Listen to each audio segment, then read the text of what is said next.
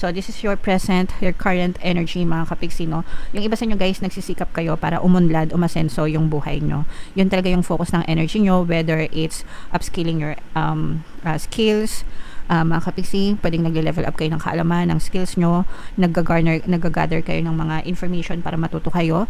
Pero ang point is, or ang purpose is, gusto nyong umangat, no? Yung inyong kabuhayan. Yun talaga yung focus ng inyong present energy, mga kapiksi.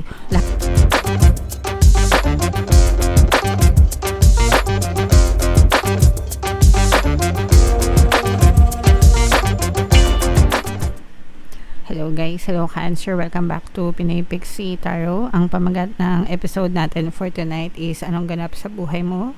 Ito isang timeless reading, mga kapiksi, para sa Cancer, Sun, Moon, Rising, Sign, and Venus. Sa reading na to, guys, titingnan natin yung present, yung past, yung future nyo, and yung mga strengths and weakness nyo, at saka yung mga influences na naka-influensya sa inyong energy, mga kapiksi. Unahin natin tong deck na to, guys. Tingnan natin yung mga mensahe sa inyo. And by the way, mga kapiksi, sa mga naghahanap ng mga pampaswerte na lucky charms, bracelet, crystals, may mga products tayo sa description box. Check nyo lang yung mga items doon, guys, and pwede kayong mag-check out. So, ito yung first message para sa inyo, guys. Flexible. Ibig sabihin nito, guys, no, matuto tayong mag-adjust, mag-adapt sa ating buhay, mga kapiksi, kasi mas madali tayong makaka-survive. You have to understand, guys, na lahat ng bagay ay nagbabago, no? Everything changes. Nothing is permanent kundi pagbabago. So dun sa mga pagbabago na yun, guys, kailangan nating mag-adjust, mag-adapt para mas madali tayong makasurvive sa buhay, mga kapiksi. Okay? So yan yung first message for you. Yung next naman, guys, is ayan, a change in the wind. Diba? Kakasabi ko lang, kailangan maging flexible kayo, and itong a change in the wind na to, ibig sabihin talaga may mga pagbabago or changes na maaaring maganap sa inyo, mga kapiksi. Ibig sabihin mag-iiba yung ihip ng hangin, guys. So if it's for the better or if it's for the worse, hindi natin alam, pero kailangan handa kayo and kailangan ready kayo mag-adapt sa mga changes na yan, mga kapiksi. Okay? And then yung next na message, Cancer, come to the edge, mga kapiksi. Ibig sabihin nito, guys, pwedeng pa kayong magbago, pwedeng may potential pa. Okay, may potential ka pa, may ilalabas ka pa, may ibubuga ka pa sa buhay mo, kapiksi, no? As long as gustuhin nyo, as long as willing kayo na mag-try, mga kapiksi, may ibubuga ka pa. Okay, may potential ka pa sa buhay. So kung gusto mo, kung komportable ka na dyan sa buhay mo right now, okay lang yan. Pero kung gusto mo pang mas umunlad, umasenso, or magbago yung buhay mo, yes, kapiksi, may ibubuga ka pa as long as gusto mo, guys. Okay? Alright. So, yun yung mga messages for you, Cancer. Hanapin natin yung energy nyo, guys. Tingnan natin yung ganap sa inyo. Habang sinashuffle ko to, panoorin nyo muna yung video natin regarding sa ating paano mag-manifest ng abundance video course. Kapiksi, sawa ka na ba sa mga struggles at hirap sa buhay mo? Masipag ka ba at masikap sa buhay ngunit hindi ka pa rin umaasenso? Ilang beses ka na bang nag-attempt magnegosyo at mag-invest pero palagi ka pa rin nalulugi? Sa pagkakataon na ito ay maaaring may subconscious beliefs ka na nagiging balakid sa iyong pag-unlad at pagyaman. Introducing, paano mag-manifest ng abundance video course. Dito ay matututunan mong ma-overcome ang mga balakid mo para tuluyan ka ng umunlad, umasenso, sumagana, maging matagumpay, successful at maswerte sa iyong kabuhayan, pera, trabaho, negosyo sa lapi at kaperahan ng bonggang-bongga. Dali, mag-send na ng email sa pinoypixie@gmail.com at simulan na ang iyong pagyaman ngayon. Alright, so sa lahat ng gusto mag-avail ng course, guys, naka-flash sa screen nyo. Una, meron tayong paano mag-manifest ng abundance video course. Meron din tayong paano mawala ang third party at magkaroon ng harmonious na relationship. And meron din tayong paano pabalikin si ex, revise breakup. Sa mga interesado, guys, mag-send lang kayo ng email sa pinoypixie@gmail.com. So, Cancer guys, kayo ay na-represent ng King of Cups sa ating spread. Kung ano na lang yung mag-resonate sa inyo guys, take that message kasi hindi lahat ng mensahe ay magre-resonate. And also mga kapiksi, again, paalala sa lahat ng gusto mag-check out ng mga lucky charms, lucky bracelet. Check nyo na yung description box guys, may mga items doon. So, this is your present, your current energy, mga kapiksi, no? Yung iba sa inyo, guys, nagsisikap kayo para umunlad, umasenso yung buhay nyo. Yun talaga yung focus ng energy nyo, whether it's upskilling your skills, mga kapiksi, pwedeng nagle-level up kayo ng kaalaman, ng skills nyo, nag-gather kayo ng mga information para matuto kayo. Pero ang point is, or ang purpose is, gusto nyong umangat, no? Yung inyong kabuhayan. Yun talaga yung focus ng inyong present energy, mga kapiksi. Lahat ng ginagawa nyo ngayon, guys, is para sa pag-angat ng inyong kabuhayan, guys.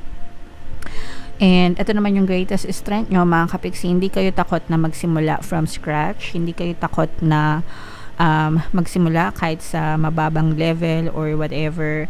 Okay lang sa inyo na magsimula sa simula hanggang sa ma-build up nyo, no, yung momentum, hanggang sa ma-build up nyo yung buhay na para sa inyo. And it's never too late, mga kapiksi. Palagi yung tatandaan yan kahit anong edad nyo pa.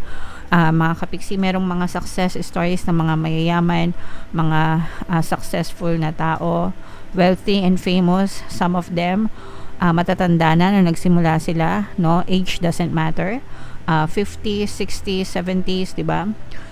Kung babasahin nyo or magsa-search kayo ng mga biography ng mga successful na tao, guys, malalaman nyo, marirealize nyo na hindi balakid yung edad sa pag-asenso. So, it's never too late for you to start, mga kapiksi, kahit ano pang edad nyo. Kung gusto nyo umunlad at umasenso, pwedeng-pwede, guys. Okay?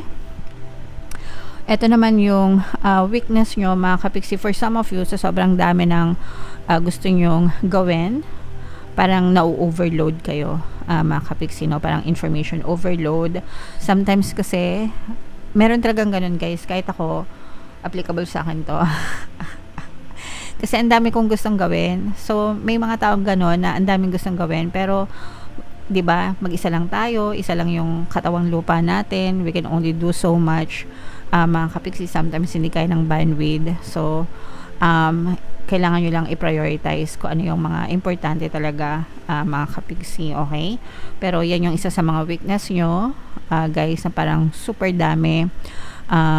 Information overload. So, ang sagot lang dyan is kailangan nyo lang alamin kung ano yung dapat nyong i-prioritize and dun kayo mag-stick, mga kapiksi. So, eto naman, guys, this is what's going on in your head, no? Yung mga thoughts nyo. And for some of you, parang meron kayong mga fear, guys, mga fear of rejection, fear of failure, fear of abandonment, fear of making mistakes, no? Parang yung iba sa inyo masyadong perfectionist, mga kapiksi, sa mga bagay na gusto nilang gawin. And progression, not perfection, guys. Yan yung motto ko, no? Hindi tayo sa perfect, mga kapiksi, kasi nobody's perfect, guys. And yung mga mistakes, it will make a room for improvement, para sa akin. So, wag kayong matakot sa mga mistakes. Wag kayong matakot na magkamali, guys, no?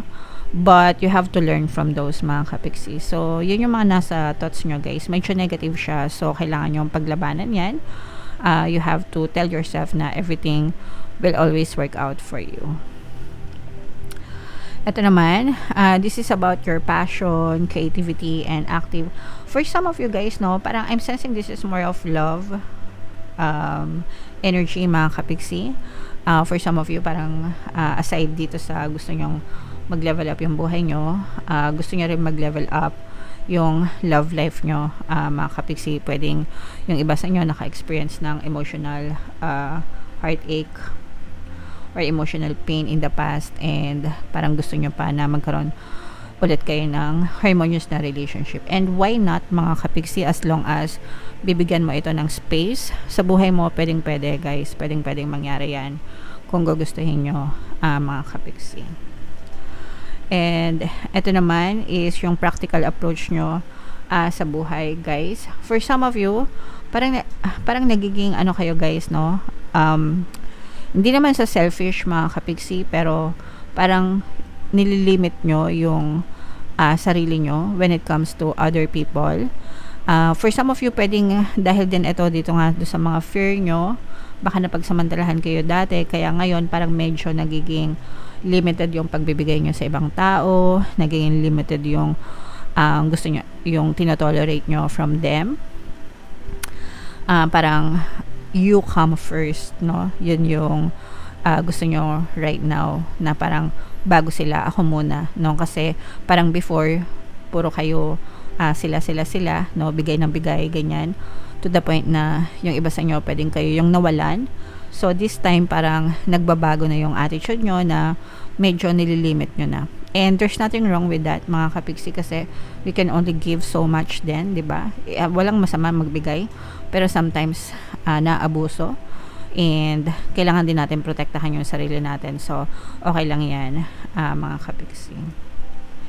And ito naman, this is more on your emotions, guys, no? For some of you, medyo mapayapa kayo, nagkakaroon kayo ng peace of mind, mga kapigsi. Yung emosyon nyo medyo mas tahimik right now, kasi hindi na kayo nagpapa-apekto sa mga nakikita nyo, sa mga naririnig nyo. So finifilter nyo na, mga kapigsi, no? Kumbaga, kung ano lang yung maganda, kung ano lang yung kanais-nais, yun lang yung tinatanggap nyo. Anything na hindi maganda, anything na negative, parang oops, filter ko yan, hindi yan para sa akin, hindi yan totoo, that's not mine. Ang minamind ko lang yung mga magaganda. Kaya nagkakaroon kayo ng peace of mind, kapayapaan, mga kapigsi. Alright? And sa past nyo, mga kapigsi, sa past nyo, parang ang tagal nyo nag-antay, medyo madaming oras na nasayang sa inyo, guys. Pwedeng yung mga nasayang na oras nyo dahil din sa mga problema, ganyan, or meron kayong inaantay na magbago, or inaantay na mag-approach sa inyo pero hindi nangyari. May mga inaantay kayo na mag-manifest pero hindi siya nangyari. So yun yung energy nyo sa past, mga kapigsi. Kaya ngayon parang nararamdaman natin na binibigay nyo na ang lahat, no? Para magbago na talaga yung takbo ng buhay nyo, kasi yung iba parang nagka-cram, binabawi nyo yung mga oras na nasayang sa inyo, mga kapigsi. And sa future naman, guys, no, ito parang magiging very soft-hearted naman din kayo, mga kapigsi. At saka merong mag-extend ng tulong sa inyo in a very subtle manner. Pag sinabing subtle, yung smooth lang, swabe lang, parang nararamdaman mo lang yung energy niya, nararamdaman mo lang yung unti-unting pagtulong niya sa'yo. And ito, malaking tulong ito sa yung emotional support, mga kapigsi. Kung meron din kayong mga anak, guys, no, parang nagiging source of inspiration nyo rin sila.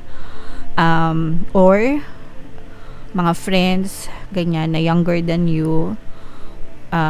Minsan may mga gano'n, no, guys, mga millennial, tapos BFF sila with mga Gen Z, ganyan. Nakaka-relate ba kayo? Sometimes it helps, no, building relationships na ganyan, mga kapigsi, kasi naiintindihan natin yung takbo nila. But magkakaroon kayo ng support system na ganyan in the future, guys. Okay? So ito, i-mind nyo na tong mga magagandang energy dito, like itong peace of mind na to, itong pag-unlad, pag-asenso, mga kapigsi. Okay? And itong harmonious na relationship, guys, no? Mind nyo yan sa comment section nyo yung mga magagandang energy na nakita natin para sa inyo, guys. And comment down below if naka-resonate kayo for more tarot readings. Ito yung playlist nyo. Ito naman yung ating success stories ng paano mag-manifest ng abundance video course. Click here to subscribe, guys. Ito yung ating mga relationship subliminals. Thank you for liking, sharing, and subscribing. See you next time. I love you all, mga kapigsi. Have a nice day. Bye-bye.